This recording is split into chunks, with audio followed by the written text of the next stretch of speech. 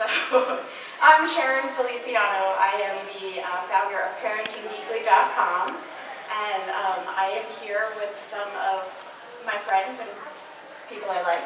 And we're going to talk a little bit about geeky parenting and what it's like to raise geeky children, something you're probably all pretty familiar with. So let me start by introducing our panelists, and then we'll ask some questions, and then at the end I will open it up to Q&A for you guys. And everybody can hear me okay? Yep. Yeah. This is not a problem I usually have, so I don't know what the... Stand is so terrible. So we'll start with Rebecca. Rebecca Hicks is a former public school teacher and currently the author of the webcomic Little Vampires. She has no children of her own, however, she does have plenty of time to sleep and some disposable income. So good for her. So she's here to talk to us a little bit about the, as our child development standpoint and as a all-ages content creator. So Ian here is Ian Maddox, CEO and founder of Seattle transportation startup Jewel, which you can find at gojewel.com. He's on the board of the Seattle PHP meetup group. He is truly one of the coolest makers I know. He has an idea, tinkers for like 25 minutes, and it's a reality. So that's pretty cool. And he has two little girls, Olive and Ani. This is Rick. He's my husband. He is here especially to give us a parenting perspective on raising teenagers. We have a 15-year-old son, Nathan, and we also have an 8-year-old daughter, Kitty, who's in the audience. Hi, wave hi, Kitty. He is a systems engineer at PopCap Games, and he counts among his geek cred having seen every episode of every Star Trek series ever, including the animated series. So I don't know whether to clap or cry or a little bit of both. Christy Combs blogs at Motherhood Unadorned and is a tireless advocate for mental health issues. Her background is in public relations and marketing. She ran the media center at the E3 Expo for 5 years, and she is the mother of two, Ronan, 8, and Ellie, who is 5. John Combs coincidentally has the same children. He is the creative director at Uber Entertainment, and he has worked in the video game industry for a long while. And John and Christy celebrated their 11th wedding anniversary last night, so...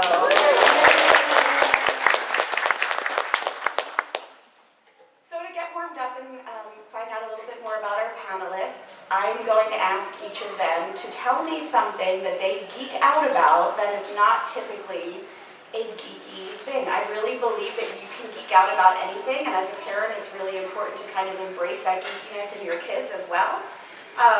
So the thing that I geek out about that's not really a geeky thing is Sesame Street. I love Sesame Street, probably more than any adult woman should. And so I really geek out about it. I know all kinds of trivia. It's very cool. And so let's start with Rebecca. What do you geek out about that's not typically a geeky thing? I lived a good part of my life in Kentucky, and so bluegrass music and good Southern cooking. I make a mean movie pie. Love it, love it, love it. Is your mic on? I don't know. Is my mic on?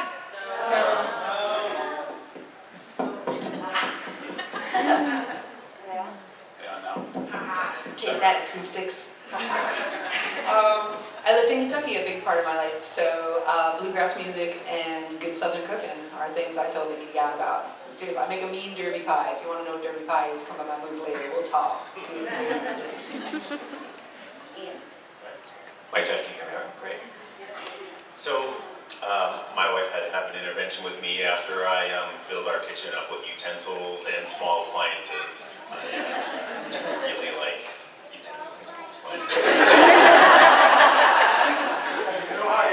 This has made for some awkward Christmases at their house. I know that for sure. Rick? I guess if you ask my family, it'd have to be flashlights and lasers. Those are pretty. I know, but like, the way I play with them is disco rollers when we're not looking, I guess. I don't know. I had a hard time. Harry Potter was the first thing that came to mind, but that's kind of geeky. Yeah. It was hard. Outlander, is that geeky? Yeah. I You might be a geek. I have a mental health advocate. That's not very geeky, I guess. So that's a passion. You might be a little geeky, Christy. John? Mine's a little dangerous to say in this area, but I am a huge Pittsburgh Steelers fan. He likes the Seahawks too. Yeah, I do like the Seahawks, and we actually have DirecTV at home specifically because that's the only way I can watch my Steelers. So yeah, I'm a big football fan. I'm a Philadelphia Eagles fan, so that's no good. You're done, you're off the panel.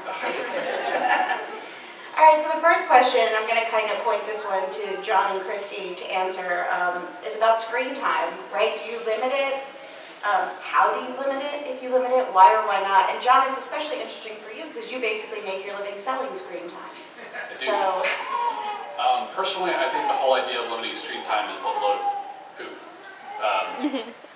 I have seen our son Ronan learn so much from playing on his iPad.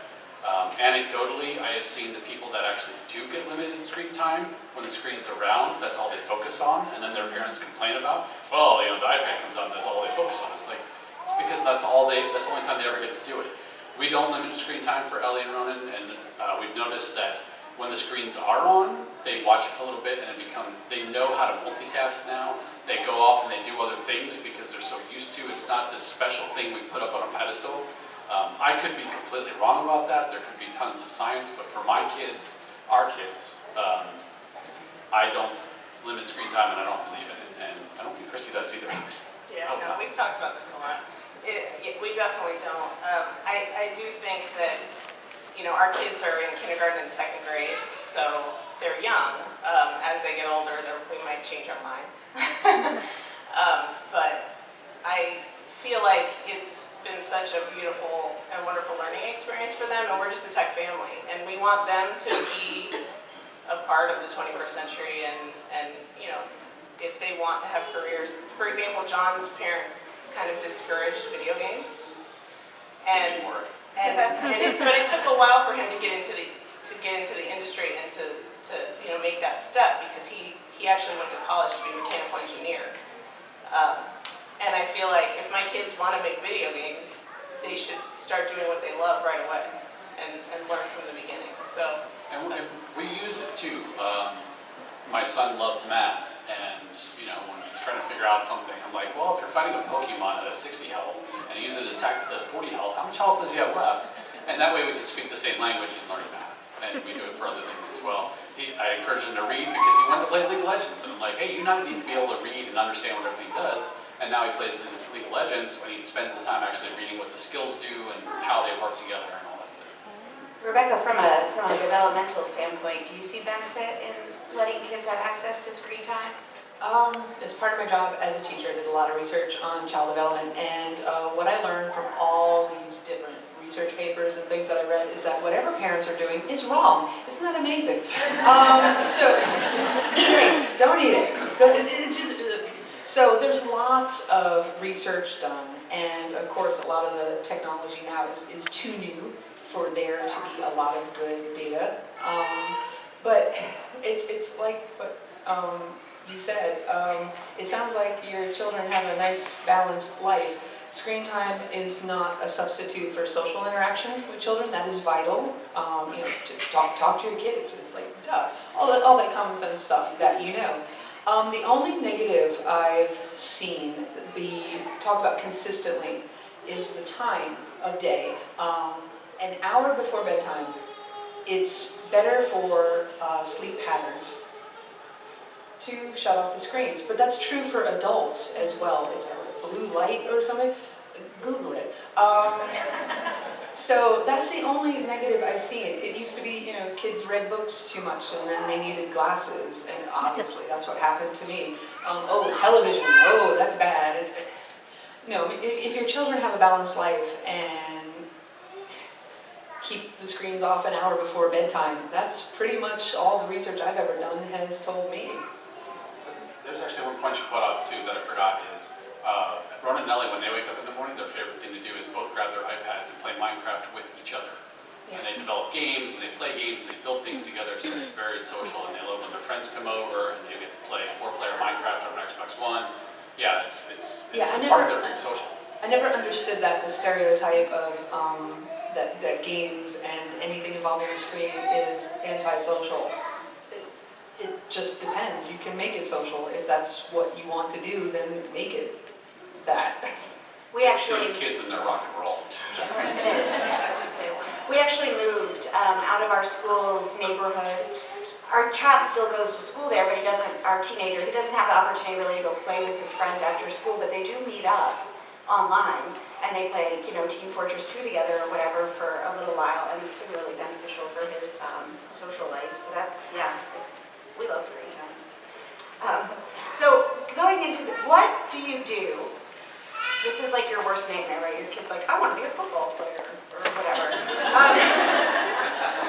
What do you do if your kids' interests don't match up with your geeky interests? For example, not that my kids are geeks, because they are super geeks, but Kitty loves Barbies. Barbies freak me out.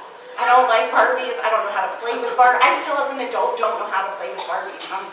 So, Rick, can you talk a little bit about that? And then Ian, you too, because you have daughters too. And I feel like this kind of maybe falls in girls maybe a little bit more have this pressure to play with these things and do these things.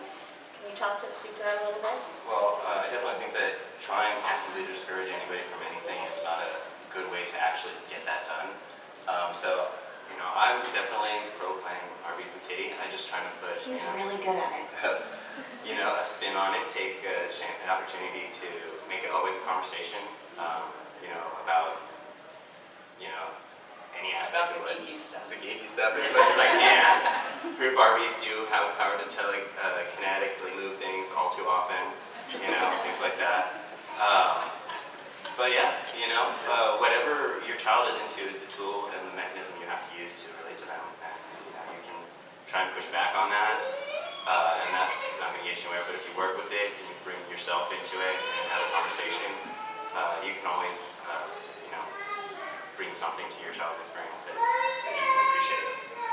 And Ian, I know your daughter went through a really hardcore Elmo phase. Yes. Well, today it's princesses. The 5-year-old wants to be an ice princess when she grows up, and the 2-year-old wants to be, for some weird reason, the younger sister of an ice princess. So, got that set for me. But, we try to steer them, introduce them to concepts, other things that they might be interested in geek-wise. There was the Robot Turtles game that I feel was really influential right here in the Seattle area. There was, gardening. It's actually a really fun thing that I think the girls really love to geek out about. So introducing them to that, the science of that, is something they really enjoy, and trying to marry that with their other interests has been key for us. So how do you guys find the balance when the kids show the interest in these things, or if they don't, and introducing them to them, of finding the balance of doing all the cool geeky things that you did before you had kids? How do you introduce your kids and kind of involve them in that? I'm going to start with Rick, and then ask you guys too. I think the biggest thing I do is actually just kind of, every parent has this tendency through history when you look back to trying to live vicarious through their kids. The way that I do that in a positive way for my son is to actually watch him play video games. So it's something he gets to enjoy. I can be part of that and still, be working on the projects I do. So I don't have to give up my life necessarily, but just be a part in a less active way. How do you guys? We tend to, we include them. I've recently become a big fan of watching Professional League of Legends. And our son Ronan loves watching it now just because he sat with me and he would ask me question after question after question. And I would try to answer it all and try to explain what was going on. And then it got to the point where, the day was coming, he's like, Daddy, is there League of Legends on today? I'm like, yeah, there is. And then he'd ask. That's when you're so proud. That's true. And it also helps that, he loves numbers, so he loves the stats. He wants to know how many wins they have, how many losses they have, who has the most kills, who has this, that, and this thing. And then playing games just around him. A lot of the games that he loves playing is because he either watched me play first, or I first played it with him, or I do my game playing within reason around him. There's some more mature games that I play and I make clever when he goes to sleep at night. But I learned how to play Minecraft by playing with him. That's his favorite game. We actually have a family Shadowrun night too. So Rick was really into playing Shadowrun. And so now that Kitty's old enough, we kind of all play, maybe a little bit more family-friendly version. But Rebecca, is it important from a developmental standpoint to involve your kids in the things that you did before they were around, do you think?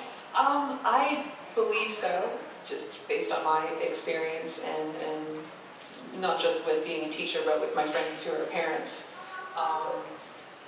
It is important. It's also important to let them discover some stuff. And a tip I used in the classroom that might be helpful for parents is I would just hide things that I thought were really important. Like I had some Usagi Yojimbo graphic novels, and I taught 5th grade, and I had some reluctant readers.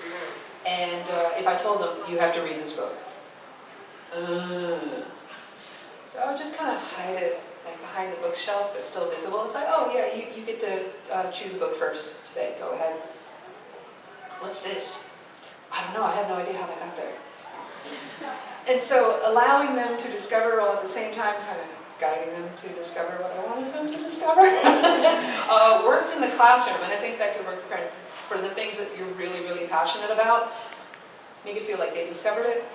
Should make all the difference. But also, this is the thing I can't even imagine that geeky parents have to deal with, and it's why I admire you all so much. It's like if you really, really love a thing, and then your kids don't, other than selling them, I don't know how you cope. You do it when they're not around. There you go, there you go. Right, that leads into my next question of what if there's something that's either inappropriate for your kids or they're just not into it no matter how hard you sell it.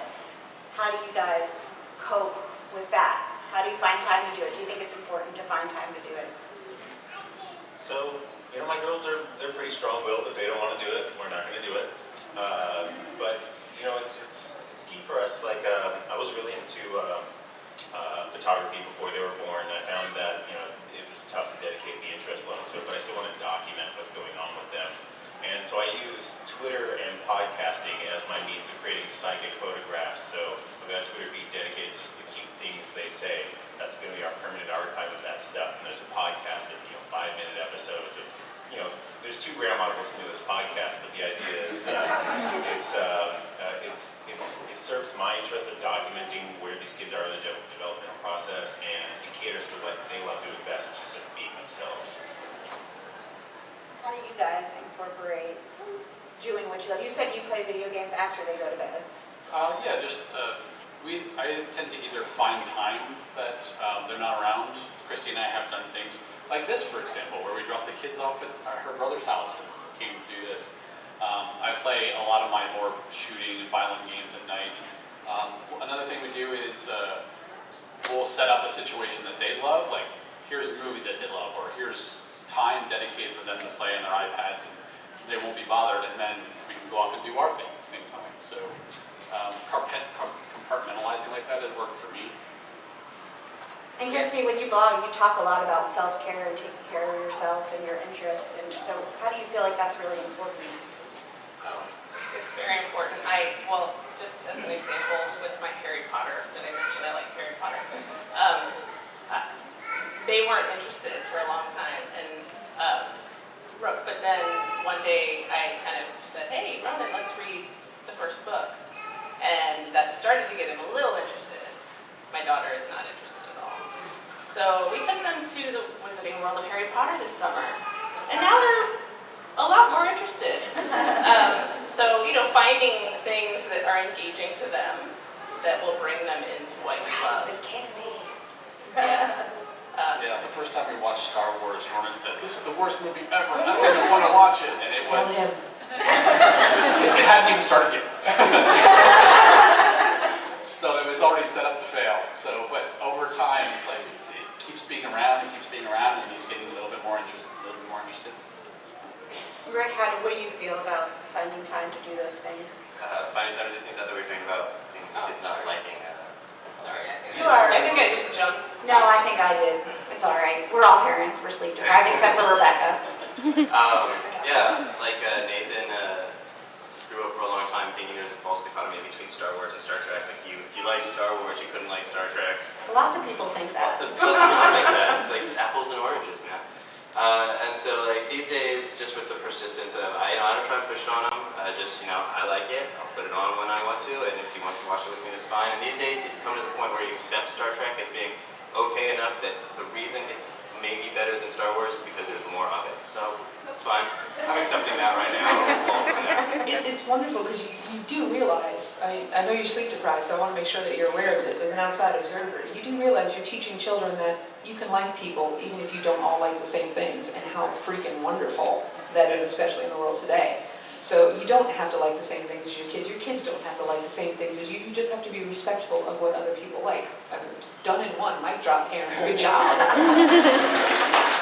I have to point out too that our son Ronan comes from Stargate, Atlantis. That's where we got the name. So, don't forget Stargate too. There's hope for him then. Is Ellie's name Geeky too? No. No, it's family. Family name? And so is Ronan too. Her dad's name is wrong. Oh, see, that's perfect. Our kids have geeky names, so. My daughter's name is Kitty. She's a nice Hello. name. So, when we talk about kind of our kids consuming these things like Star Wars and Star Trek and things like that, those are pretty benign. But what do you guys do when your kids want to watch, I'm going to say Avengers because your kids are little. My kid just went on a Mad Max and Quentin Tarantino binge, so it's a little bit different with teenagers. But how do you deal with kind of not only vetting that content to decide what is actually appropriate for them, but dealing with other parents who maybe aren't as geeky, whose kids then say things like, I can't believe your parents let you watch that, and my mom said it's too violent. That's a tricky one. We are just in the process of getting our kids off of everything animated. So just the fact that film has real people in them is really scary to them. Ronan, the older one, is okay with the Hulk because he loves the Hulk. And we have watched the Avengers and Thor. And they started off saying, I hate it, this is the worst movie ever. It's a recurring thing. But they did watch it and they did like it. So kind of like little by little feeding it to them because, I remember watching like Raiders of the Lost Ark when I was 6, which had like some really terrifying scenes in it. And knowing that they're past that age, I'm like, all right, let's get them into a because at some point you have to, I feel like you have to move away from the kid gloves and actually give them stuff that might scare them a little. And we're doing that very, very carefully with mixed results. Rick, how do you vet it? It's weird, I want to say we, but. Yeah, I definitely think that you need to be involved and aware. It becomes increasingly difficult as they get older and they got more autonomy in what they can choose, especially with like YouTube, which is on one hand like an amazing tool. My son recently built his cell phone a little hologram thing using some cell phone cases, and this is something. Yeah, and this is something you learn on YouTube, and as well as many things. Kitty can make Play-Doh at home. She can make a blog and kind of like non-Newtonian fluids and things like that. But at the same time, one wrong click, and you're having a long conversation that you didn't necessarily want to have. And that's another topic too, because that is the kid's problem as much as it's our problem, because we don't want to have that conversation. The whole concept of innocence is like a moving thing, and you do have to challenge them, or else they're going to stay children forever. You got a lot of the things people complain about this generation of 20-somethings, and that's like. They're still children, and people are becoming children until they're 30 and such like that. I don't know. I'm babbling out. I worked at a public school, so Rebecca, you can probably relate to this a little bit too. We called them precious little snowflakes, and their parents, and they're the kids that have been so sheltered from everything that they cannot deal with the real world. They cannot deal with interacting with other kids. They're the kids who freak out when your kid comes and says, oh, my mom let me play Assassin's Creed, and then they run away and you're never having a play date with that family again. But did you find that too, Rebecca, that maybe not sheltering the kids as much can have some benefits? Or It's one of the reasons why my characters are monsters. It's like the only way you can learn to fight the real monsters in life is to have some exposure to them, some awareness of the monstrosities that are out there. And there's ways to introduce those concepts to kids that are appropriate. But yeah, look, people are judging parents all the time, so you do. I'm just going to say this. You do have to, yeah, exactly. You do have to get a thick skin You make the best judgments you can. You know your child better than anybody else, and just let the haters hate. But yeah, it's I believe some self-awareness is necessary for that. You really have to know your child, and you have to know yourself. Like you were saying, if you have trouble with presenting that content to your child, ask yourself why, but ask yourself, and really don't worry what other people are going to say, because there's always going to be haters. Always. And you know, as a non-parent and unparent, I get hate for that too. So there's always people judging you, so maybe to heck with them. And Ian, you have the youngest kids on the panel, so what are your kind of concerns about that, and how do you vet that content to see if it's appropriate for your really little 5 and 2-year-old girls? Sure. So, you know, I'm going to go out on a limb and say we have no freaking clue. We're just making this up as we go, and I feel like we built a nice walled garden for the children. You know, we put YouTube Kids and PBS Kids on their tablets, and that's the only app that they've got. We use technology to help out with that. So we were fortunate enough to not have to run into a lot of this stuff so far. But it's definitely coming down the pipe, and you know, I remember when I got exposure to that sort of stuff on the internet in the 90s, and there'll be conversations. I'm not looking forward to it. You'll do fine. We're the parents of a teenage boy. There will definitely be conversations. I just wanted to add one thing, speaking to what you said about, you know, that you have to think about, you have to be self-aware. I think metacognition is like probably the best buzzword you can have right now as a parent. Just like teaching your kids to think about what they're doing, and not just, you know, because you can just punish kids and that gives them a lesson. That's wrong. But if you're not going back and having a conversation about the thought processes that led to that place, you're just going to end up in cycles, repeating the same kind of thing. I found with my students, if I was honest with myself and then honest with them, I mean, if I was telling them to behave a certain way, I would tell them exactly why I needed them to behave that way. It was amazing, just straight up telling them the truth, but I had to know why I felt that way. I had to be honest with myself first, and then being honest with them. I can only think of one time I had to send the kid to the principal's office, so there's something to that. I'm like, y'all, if I can pull it off, you can pull it off. Two of our favorite questions are, what did you think was going to happen, and what else could you have done to make this better? And I think as parents, it's really important too to have that self-awareness and to be able to, I'm kind of a yeller, I yell a lot.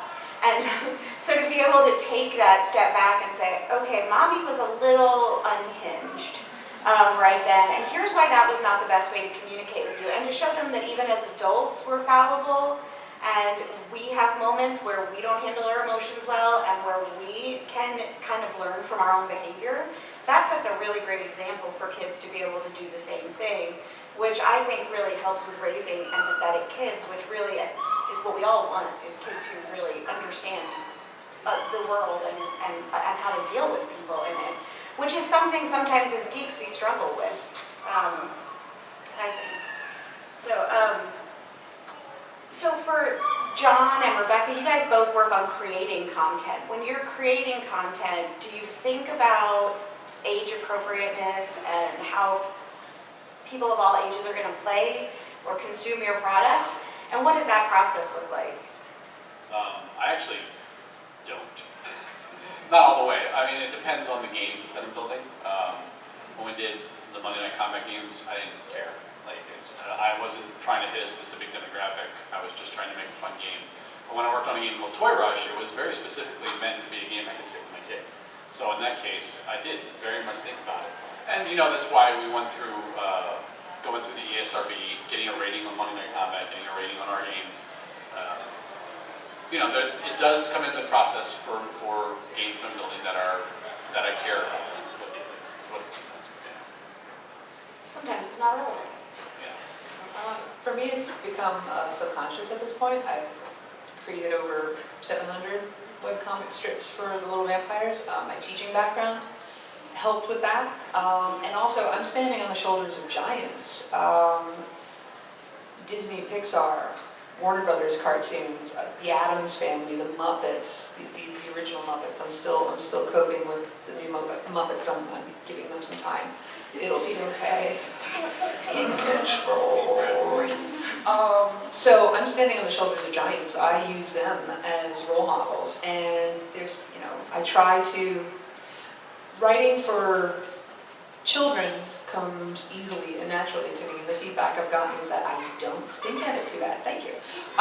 It's actually throwing in those little nibbles for the adults that, like the Warner Brothers cartoons, the Bugs Bunny cartoons are great, that Pixar, amazing, at inserting those things to keep the adults interested. That's the part that's actually a challenge for me, because I like all ages content. I like stuff that is for kids because it's enjoyable and intelligent and wonderful. So I have to think, it's like, oh, how can I make the adults laugh too?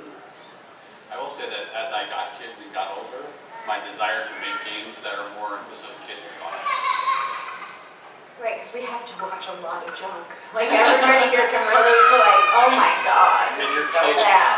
Kids love participating in what you make. They really do. So, where all the parents on the panel have girl children, and the one who is my parent is a girl. So, how do you guys deal with raising feminists or raising girls who are strong and confident in who they are and what they like in a world that sometimes pushes them away from those things, or at least encourages them maybe away from those things a little What do you bit? mean by guys? Guys as in men or? I mean, these people up here, I was using guys as the general, hey, you guys. Okay, people, multi-gendered people on the panel, how do you deal with that with your girls? We're gonna start. I can start. I mean, it's definitely a challenge. We live in a world where there's obviously all kinds of implicit and explicit biases, and we need to overcome them in a way that doesn't necessarily cause antagonism between people. And yeah, it's a challenge for sure. We try and do things like this conference, and we try and talk about it, and I think that the only thing we can do for the most part is cognize about it, talk about it. Whenever we have anything that comes up,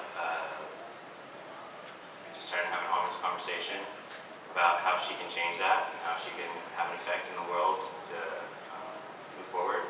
I think creators, female creators, are one of the most important things we have right now, just to have that content. They're hard to find, especially in the video game world. Yeah, and how we come up with changing that is also a challenge. We've got conferences at PopCap that we put on for young girl gamers and things like that, and talks for people coming in to encourage women in the gaming industry. But it seems like it's really hard to even put something forward to make plans for pipelining. Things that seem like good ideas can also have backlash, and I don't know, I don't think there's any solution yet that is something 100% viable for how we can change the culture in a known, solid way. Christy, how do you talk to Ellie about these one of the things? things, from a very young age, we've always tried to tell the kids, there's no such thing as a girl or a boy toy or game or character. Ronan can love My Little Pony, and that's totally cool. And he does. And he does. And but it still happens. And we've noticed that once he started school, it became a lot more difficult because those biases come to them from other kids. And that's when I hate princesses. Or when she, this isn't for me, this isn't a girl thing. Why can't, she's very into superheroes, but she wants those superheroes to be women. And so we need to change, there has to be change with the content to develop characters who are strong female leads, so that our girls can look up to them. Or at least Having put it that. out there. You Yeah. know, Kitty wanted a Avengers backpack when she was in first grade, and we went to like 6 different stores to try and find one of the different 15 styles of Avengers backpack that were out this year, and not a single one had Black Widow on it. And we eventually wound up buying one that didn't have Black Widow on it, but that was the character she really glommed onto and related to, and we couldn't find it. And that's sad. It is, it's sad. It's a missed marketing opportunity, in my opinion. Yeah, totally. Why do you You're hate missing money, out. Marvel? So Ian, your girls are still little, but how do you kind of instill this kind of equality and feminism in your younger girls? Sure. You know, at the age they're at, it's still a lot about fundamentals. It's about the please and the thank you, and emphasizing that what people want to do. We got a text message just last night from one of our kindergartners, Fred's parents, who told the story of how her son was being bullied for wearing nail polish, and We had the same situation. Yeah, and you know, it's she stood beside him as the other 3 little boys were attacking him for it, and you know, my wife and I never had that conversation with Olive before that, and I feel like it just comes a lot from the foundation you laid today. Media helps a lot too. You know, I stumbled into Steven Universe, watched the entire first season before it clicked that maybe my kids might want to watch this with me. But you know, having powerful female protagonist characters as the leads in a show really makes a lot of sense, and I'm glad we're seeing a lot more of that these days. Yeah, and cultivating that and trying to go out of your way to find female creators and female characters, I think is super important for both our boys and our girls, right? Because a boy being picked on for wearing nail polish is actually sexism because it's a boy being picked on for behaving in a way like a girl. It's just as harmful for the boys Yeah. as it is for the girls. You were talking about teaching empathy. Yeah, that's the solution right there. Just empathy, just understanding of other human beings, and getting back to that idea of, well, it might not be what you're into, but that doesn't mean that person is worth any less. Good luck with that, you guys. I mean, if you think about the etymology of this conference, the Geek Girl Conference, like, we're applying now Geek Girl, that's got to be a special statement because you weren't allowed to be part of the geek thing. But before that, it was male gender victimization, like, oh, those are the geeks. They're not manly enough, cool enough to be like a real man. So, you know, there's victimization what we do ourselves, and it's sad that that spills over to the rest of the world. And Yeah, toxic masculinity hurts men. Yeah. Look at the news. It's hurting humans. So it's like I find myself getting guff from other men about the fact that I'm not a sports fan, but she is. So like, oh, she's the real man in the family. It's like, no, that has nothing to do with masculinity or anything. That's something completely different. I have a pink jersey. I have a black and gold one. Bird. So I'm curious, we are geeks raising geeks, but were your own parents geeky when they raised you? And how do you think that affected how you parent your kids today? We'll start and go all the way down the line. My parents were not geeky at all. My dad was a little bit into technology, but my mom's one of the biggest neophytes I know. She literally said at one time, "You're never going to go anywhere with these video games." And every time I bring it up, she denies it. So, Yeah, no, mine weren't at all. Were your parents geeky, and how do you think it affects how you raise your kids? Oh, my parents were definitely not geeky. I think that, you know, the fact that I kind of had to live my life as a rebel against all that makes me try and be more passionate towards whatever interest my children have. So maybe I'm the only one here, but my dad was a computer programmer. He gave us a Sega Genesis for Thanksgiving one year. Who gets a Thanksgiving present? A dad who doesn't want to wait for Christmas to open it. So, yeah, I was raised by geeks, and I think that really does. So I had some interesting stuff growing up. You know, my dad was he was a geek, but he was suffered from repressed geekiness. You know, growing up in Maryland as a black guy in the '60s, that was not a scene that you were allowed to be a part of. So as a youth, when I saw him building really cool Radio Shack LED blinky mask kits for his Halloween stuff, it really inspired me. That's what drives me to do a lot of the Arduino things and stuff like I'll let you decide if my parents were geeky. My father liked Star Trek, but because he was in the Navy and he just saw it as a Navy in space, and he wanted to see that Star Wars movie, and my older brother wasn't interested in that kind of stupid stuff. So my dad was like, gotta take a kid, it's a kid's movie, daughter. But he liked it, he enjoyed it, but he never really geeked out about that kind of thing. My mom, Why do you want to see that Star Wars movie again? You know how it ends. and there you go. So we just got the 10-minute warning, so I'm going to open it up to questions. If anybody has a question, they can go to the mic, or I will ask right here.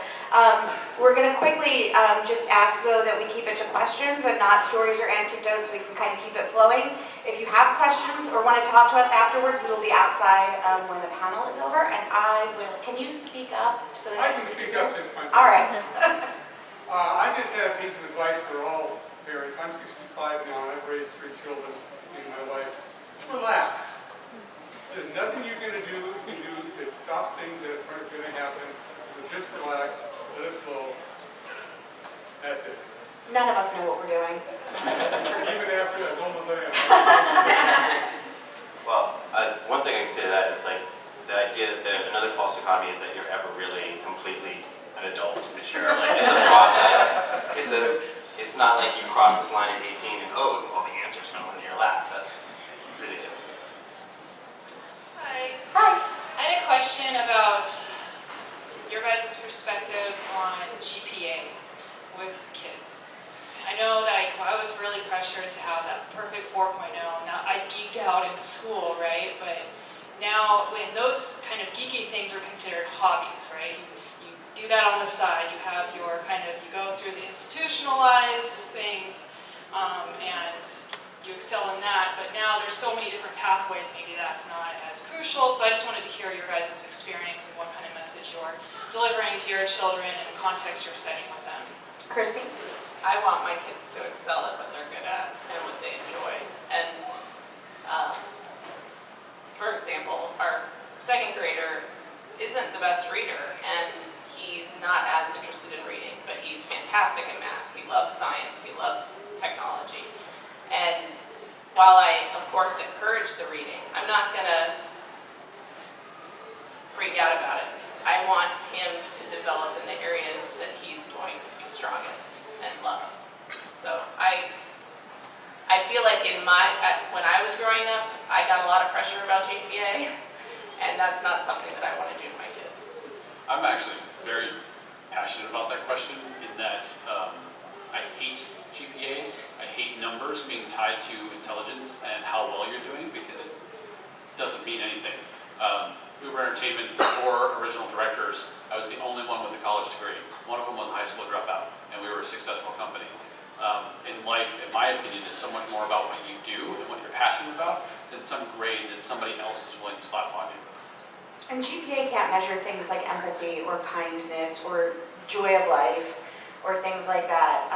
Rick can maybe talk a little bit more. We have a very smart 15-year-old whose grades do not reflect that level of intelligence. Yeah, I think that definitely intellectual achievement and scholastic achievement aren't necessarily a tie. They can be, for sure, but as someone who didn't finish high school and achieved in the technical field, I know that when it comes right down to it, when I'm in an interview process trying to fill a position on my team, it's what you can prove in that room, not what's on that piece of paper. That piece of paper will get you in the door, potentially, but we've spent 6 months turning over people with really impressive pieces of paper who just couldn't prove it. Yeah, the big reason why I want to see graduation from college is just to prove that you can finish something. Speaking as a former teacher, it's one of the reasons why I'm a former teacher is because I wanted to teach. I did not want to crank out test takers. And I would have been fired if I had taught the way my students, if I was the teacher they needed, I would have been fired anyway. So I was like, oh, I'll make less money being a cartoonist. Yeah, the whole GPA thing, focus on learning and focus on love and encourage those passions. But at the same time, hey, it's really good to have a well-rounded education, and GPAs don't always reflect that. So like you were talking about, great at math, not great at reading, encourage. And also let the kids know that some things are going to be harder for them than others, and that's okay. They don't have to be perfect in everything. Learning's not a competition. Hey, that's for sports, you know?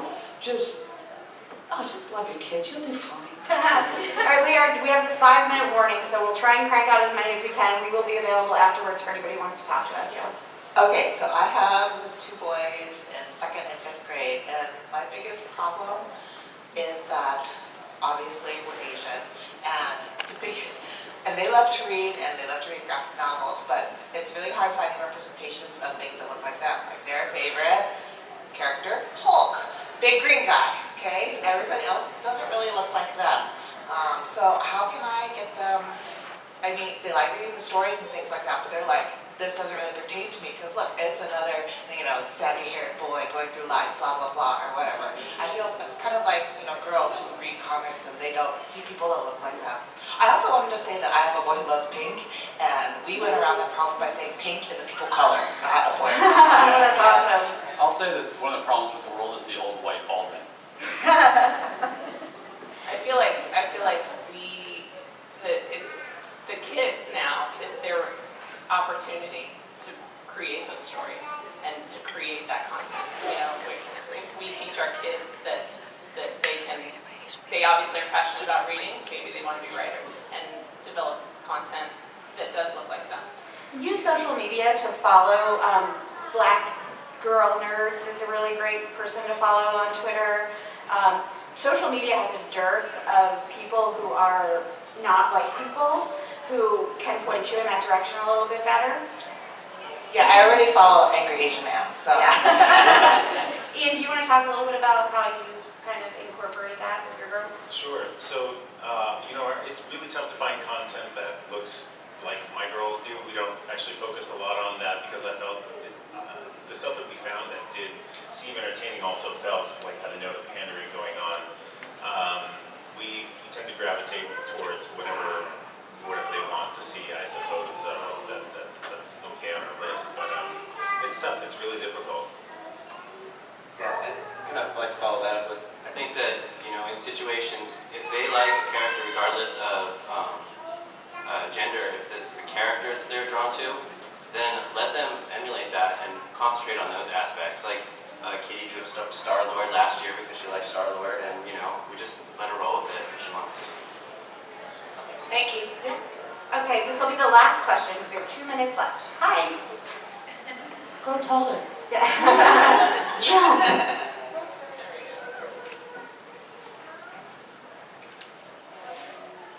How do you feel about summer camps and after school camps that are stereotypical? That are stereotypical. If you have short hair, like if your child makes a remark that just because you're not wearing pink or purple means that you're not a girl, and if you tell on them on the counselor that they won't get them in trouble, they'll just say, I don't know. I can really relate to this because when I was a little girl in school, I was very much did not dress like a little girl. So I wore Teenage Mutant Ninja Turtle t-shirts that had to be bought from the boys department.